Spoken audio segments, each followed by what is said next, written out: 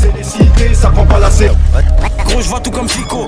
Ah là là, ouais, wesh l'équipe, c'est parti pour une petite actu du samedi. Comme d'hab, j'ai toute l'actualité qui est devant moi, donc je compte sur toi pour mettre un petit pouce bleu histoire que cette vidéo soit référencée. Sinon, on commence direct parce que ouais, j'ai tout qui est devant moi là.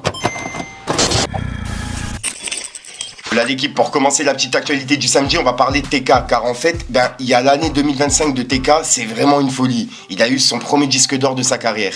Il est 66e rappeur marseillais le plus streamé en 2025. Et il a fait plus de 50 showcases en 5 mois. Donc ouais, pour le coup, félicitations à TK.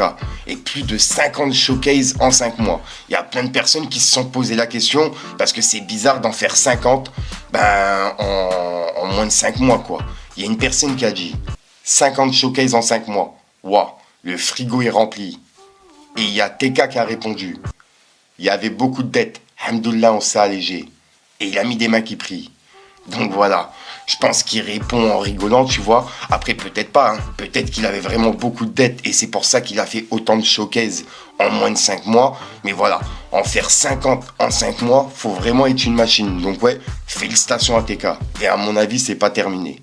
Ensuite, là, 13 ans après, il y a Sultan et Rof qui ont tourné un nouveau clip à Bagneux. Et je rappelle qu'il y a 13 ans, ils ont sorti le clip 4 étoiles. Et là, 13 ans après, il y a un nouveau clip qui devrait sortir. Et c'est pour le projet de Sultan. En gros, c'est Dame 16 lui-même qui a mis les vidéos en story. Et il y a des personnes qui pensaient que c'était pour son projet 16. Et il a répondu, non, c'est pour le projet à Sultan. Et voilà. Donc là, c'est pour le projet de Sultan que le clip entre lui et Rof devrait sortir. Donc ouais, j'ai hâte d'écouter ça par curiosité. Est-ce qu'ils vont faire un son à l'ancienne ou un son plus sur la nouvelle génération? Je sais pas.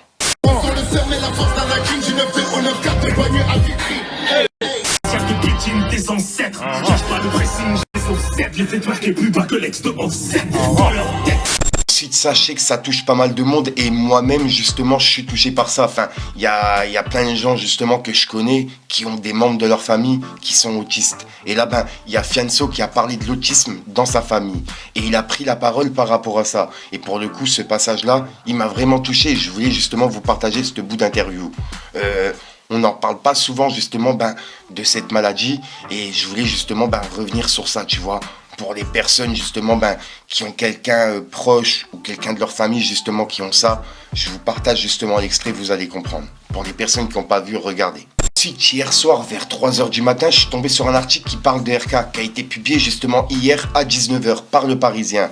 Et en gros, on peut dire 2,6 millions d'euros, intimidation à coup d'AK-47 et conflit d'avocats. Le rappeur RK visé par une plainte pour extorsion en bande organisée. Le rappeur originaire de Seine-et-Marne, est aujourd'hui au cœur de procédures judiciaires qui menacent son avenir musical. Et je viens justement de lire l'article. Et pour le coup, c'est une grosse affaire. Ouais, j'en avais jamais entendu parler. Et là, il y a justement un article du Parisien qui explique tout. En gros, c'est écrit. Accusation de piratage et d'intimidation à la Kalachnikov, un différend commercial à plusieurs millions d'euros entre le rappeur RK et son ancien producteur Lofi Ben Salah, fini dans les mains de la justice. Saisi d'une plainte pour extorsion en bande organisée, pour mémoire, le rappeur a été définitivement condamné à 6 mois de prison avec sursis pour avoir frappé sa compagne au visage en 2021. Le rappeur de 24 ans est originaire de Meaux, Seine-et-Marne, et réunit 2 millions d'abonnés sur sa chaîne YouTube, ainsi que ses proches, sont visés par cette plainte, déposée auprès du parquet de Paris. Le plaignant, la société 357 Musique, créée en 2018 par Lofi Ben Salah, connaissance d'enfance du rappeur et manager, qui avait signé à l'époque pour produire les 4 premiers albums de RK. Le torchon brûle. 2 ans plus tard, RK, présenté récemment par la presse People comme le compagnon d'Aya Nakamura, met fin au contrat. Les deux parties se disputent depuis devant la justice civile, autour des droits, avec plusieurs millions d'euros en jeu à la clé, selon l'ancien producteur. RK sont les initiales de Rial Khartoum. Il s'est lancé dans le rap à 13 ans, signe son premier contrat à 16 et sort 3 albums avant d'atteindre la vingtaine. 3 disques certifiés de platine, avec plus de 320 000 exemplaires vendus et des millions de vues sur YouTube, ont fait de lui une figure incontournable du rap game. Ce dernier, malgré le succès, n'a jamais coupé les ponts avec son entourage de Seine-et-Marne, où il a grandi. Et petit retour en arrière, le rappeur est en conflit depuis plusieurs années avec son ancien manager, alors que son 3e album est en cours d'enregistrement avec plus de 60 000 euros de frais de production avancés par la société 357 Musique, il souhaite couper les ponts, rapporte Libération ce vendredi. Trahison pour 2,6 millions d'euros. C'est la trahison, explique Lofi Ben Salah au quotidien. Le 14 février 2020, le rappeur, désormais majeur, adresse une lettre recommandée afin de résilier leur contrat d'enregistrement qui aurait été, selon lui, signé dans des conditions déplorables et sans explication ni aucun conseil. Une surprise, assure son ex-producteur aujourd'hui. L'artiste n'a jamais évoqué de difficultés en 2 ans. La raison de la brouille, l'argent, le préjudice pour le label est gigantesque. Toujours selon Libération, RK est le seul artiste produit par ce label, estime ainsi l'avocate Caroline Delaude dans l'un des documents de la procédure. Si la collaboration a généré 2,6 millions d'euros de chiffre d'affaires, le label se voit privé de toute rentrée d'argent sur les albums sortis en 2020 et 2021, alors que 7 morceaux avaient déjà été produits par 357 Musique avant le clash. Et des tirs de Kalachnikov sur la maison familiale de l'ex-manager. Le conflit n'a fait que s'envenimer jusqu'à ce mois de septembre 2022. Lofi Ben Salah dénonce des menaces téléphoniques répétées. Et début octobre, 30 balles d'AK-47 sont tirées sur le domicile de ses parents à Meaux et celle d'une habitation voisine. On retrouve aussi une grenade d'exercice retrouvée non découpillée à proximité. Les plaignants sont formels. Il s'agit d'une évidente tentative d'intimidation. Le parquet de Meaux indiquait début décembre n'avoir procédé à aucune interpellation dans ce dossier et poursuivent les investigations pour découvrir le motif de cette attaque. Cette possible tentative d'intimidation se double d'accusations de faux en écriture visant des avocats et impliquant Universal, dont aurait été victime l'avocate du label 357 Musique, Madame Caroline Delaude.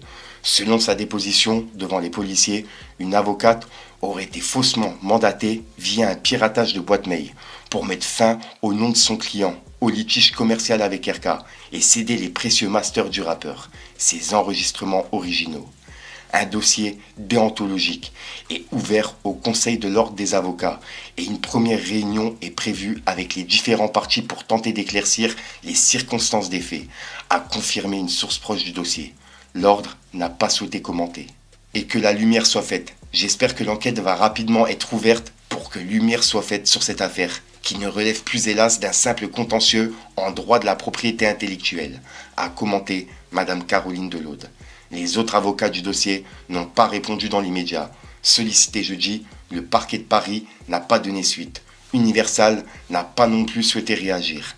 RK, 24 ans aujourd'hui, aurait quant à lui pris le pouvoir sur la société, créée avec son oncle, viré ce dernier et créé une holding, une société mise sur pied voilà un an, spécialisée dans la gestion de fonds et logée à la même adresse que sa nouvelle avocate, dans le Triangle d'Or de Paris, selon Libération. Et c'est un article qui a été publié par Le Parisien. Et comme je vous ai dit, là, il est accusé d'extorsion, etc. Et en plus de ça, il y a eu des délires avec des AK-47. Tout bref, c'est parti vraiment loin. Et il y a un article, comme je vous ai dit, qui vient d'être publié. Donc, dites-moi dans les commentaires ce que vous en pensez. J'ai vu pas mal de personnes en parler. Et je voulais vous lire l'article en entier. C'était un petit peu long, mais au moins, on a l'article complet. Donc ouais, j'attends vos commentaires et un petit pouce bleu pour soutien et le référencement. Voilà, donc voilà l'équipe, comme d'hab, je compte sur toi pour mettre un petit pouce bleu pour soutien et les référencements et à me dire ce que t'en penses dans les commentaires. Et comme d'hab, si t'as pas envie de mettre un commentaire, tu mets un 1, 2, 1, 3, puis voilà, c'est juste pour référencement. Et comme d'hab, c'est tout trop, tu vas la retrouver en fin de vidéo dans plusieurs vidéos. Donc si jamais j'ai loupé des actualités dans cette vidéo, n'hésite pas à me le dire dans les commentaires et j'en reparlerai demain en vidéo. Voilà, je suis pas non plus un robot, donc je peux louper des choses. Donc je compte sur vous l'équipe pour me le dire dans les commentaires.